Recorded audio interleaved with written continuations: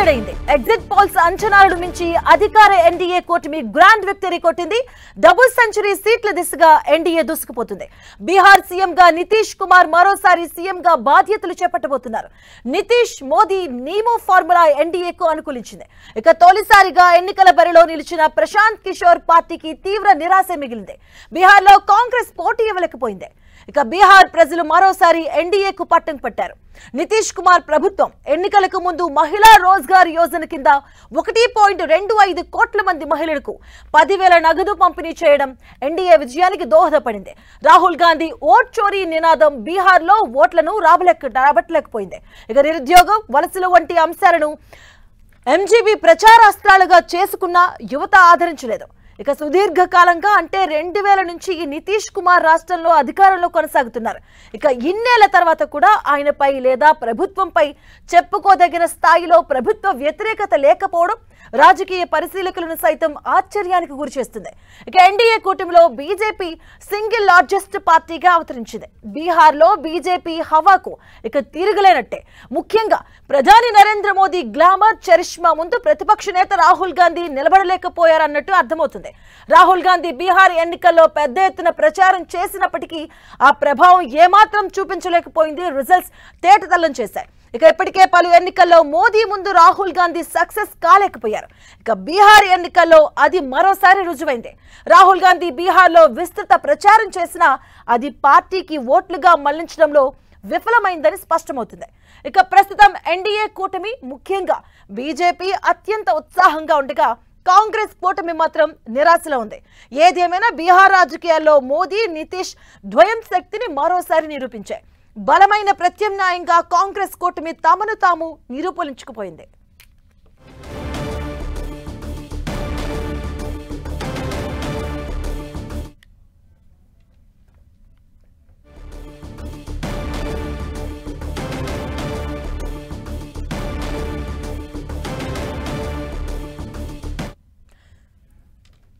ఇక బీహార్ లో ఎన్డీఏ కూటమి సంబరాలు చేసుకుంటూ ఉన్నారు. గెలుపు దిశగా పయనిస్తూ ఉంది. దీనికి సంబంధించిన పూర్తి అప్డేట్స్ మా కరెస్పాండెంట్ గోపి అందిస్తారు. గోపి,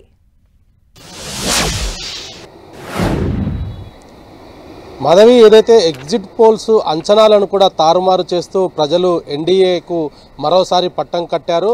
అత్యధిక సంఖ్యలో ఎన్డీఏ దాదాపు 200 మార్కును దాటే అవకాశాలు కూడా చాలా స్పష్టంగా కనపడుతున్నాయి. అయితే ఎగ్జిట్ పోల్స్ అంతా కూడా 130 నుంచి 160-70 స్థానాల వరకే పరిమితం అవుతుందంటూ కూడా ఎగ్జిట్ పోల్స్ చెప్పినప్పటికీ వాటన్నిటినీ కూడా పటాపంచలు చేస్తూ ఎన్డీఏ దూసుకుపోతున్న పరిస్థితి అయితే కనపడుతుంది. బీజేపీ కార్యాలయంలో ఇప్పటికే సంబరాలు మొదలయ్యాయి. సాయంత్రం 6 గంటలకు మోదీ బీహార్ ప్రజలను ఉద్దేశించి మాట్లాడబోతున్నారు. ఇటు ఏదైతే ఎన్డీఏ కూటమికి సంబంధించి గత 5 ఏళ్లలో జరిగిన అభివృద్ధి కార్యక్రమాలు, అదేవిధంగా ఇటు మహిళల ఓటు పర్సంటేజ్ పెరిగిపోవడము, నూతనంగా యువత దాదాపు 15 లక్షల మంది వరకు కూడా యువత నూతనంగా ఓటర్లుగా తమకు ఓటు హక్కు వినియోగించుకోవడము, వీటన్నిటినీ కూడా ఎన్డీఏకు పాజిటివ్గా ఓటు బ్యాంకు పెరిగిన అవకాశాలు అయితే చాలా స్పష్టంగా కనపడుతున్నాయి. ఇటు ఇంటికి ఒక ప్రభుత్వ ఉద్యోగం ఇస్తానంటూ కూడా ఇటు మహాగఠబంధన్ ప్రకటించినప్పటికీ దాన్ని ప్రజలు నమ్మే పరిస్థితిలో లేరు అనేది కూడా మరోసారి స్పష్టమైంది.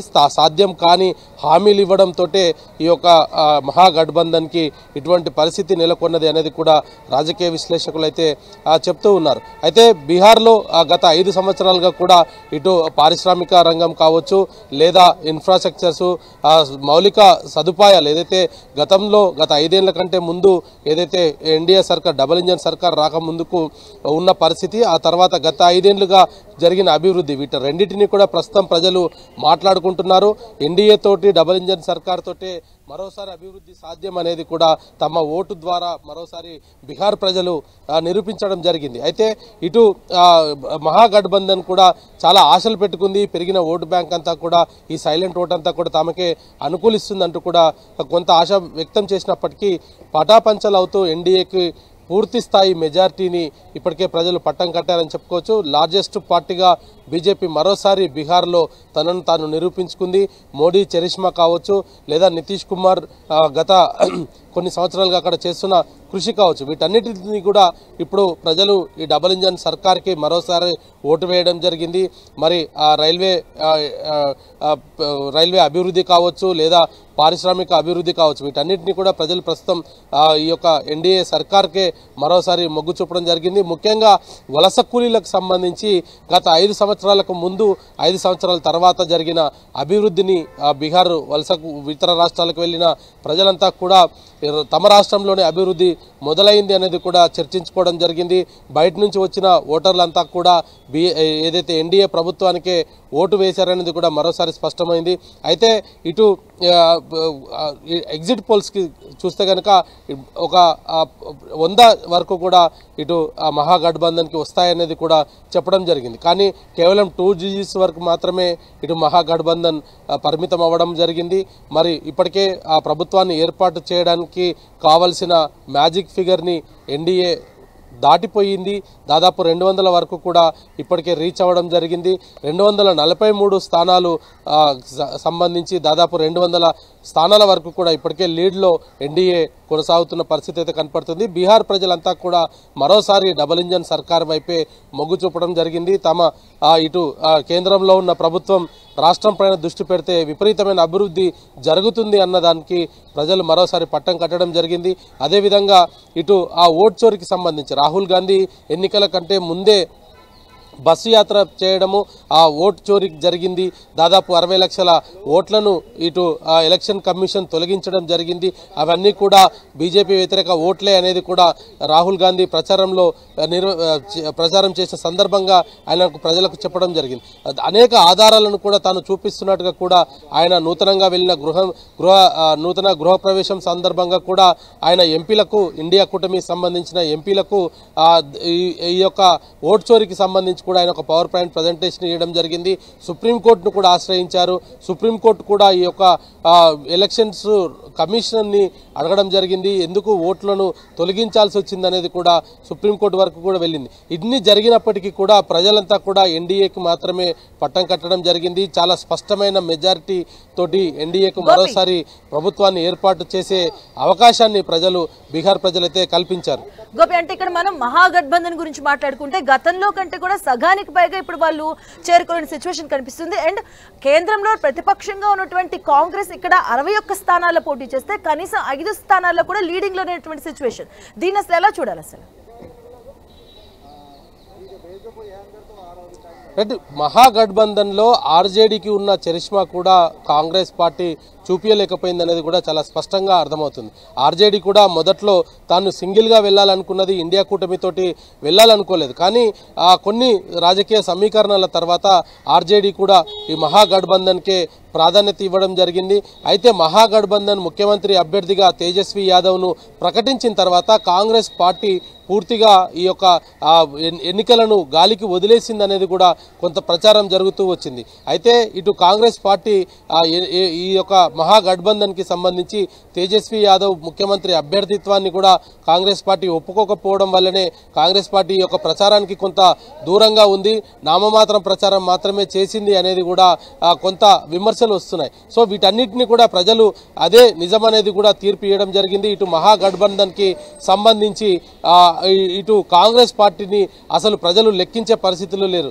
ఇక్కడ నాయకత్వ లోపం కావచ్చు, లేదా కాంగ్రెస్ పార్టీ గత కొద్ది రోజులుగా చేస్తున్న ఆరోపణలు బీహార్ ప్రజలకు సంబంధించి ప్రజలను మభ్యపెట్టేందుకు కూడా కొంత ప్రయత్నం చేసిందన్న దానిపైన కూడా ఈ యొక్క ఫలితాలు అయితే మనకు చాలా స్పష్టంగా అర్థమవుతున్నాయి. మరి ఎన్డీఏ అదేవిధంగా ఇటు ఉద్యోగ రూపకల్పనకు సంబంధించి కావచ్చు, 1 కోటి ఉద్యోగాలను ఇటు ప్రైవేటు ప్రభుత్వ సెక్టార్లలో దాదాపు 1 కోటి ఉద్యోగాల రూపకల్పన చేస్తామనేది కూడా హామీ ఇవ్వడం జరిగింది.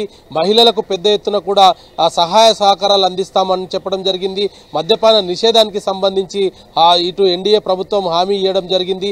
మహిళలకు ముఖ్యంగా స్థానిక సంస్థలో 50% రిజర్వేషన్ని అమలు చేస్తామంటూ కూడా ఇటు ఎన్డీఏ కూటమి నేతలు ఎలక్షన్ ప్రచారంలో చెప్పడం జరిగింది. వీటన్నిటిని కూడా ప్రజలు చాలా క్లియర్గా పరిశీలించడం జరిగింది. ఎన్డీఏ కూటమికి ప్రజలంతా కూడా మొగ్గు చూపడం జరిగింది. ఎవరు ఊహించని మెజారిటీ తోటి ఎన్డీఏకు ప్రజలు పట్టం కట్టారు. మరి ఇటువంటి సిచ్యువేషన్ అయితే బీహార్లో వస్తుందనేది కూడా ఇటు ఆర్జేడీ కానీ కాంగ్రెస్ కానీ ఊహించని పరిస్థితి. ప్రస్తుతం ఆ యొక్క ప్రజల ఓటు తీర్పు కనుక చూస్తే కనుక మనకు చాలా స్పష్టంగా అర్థమవుతుంది.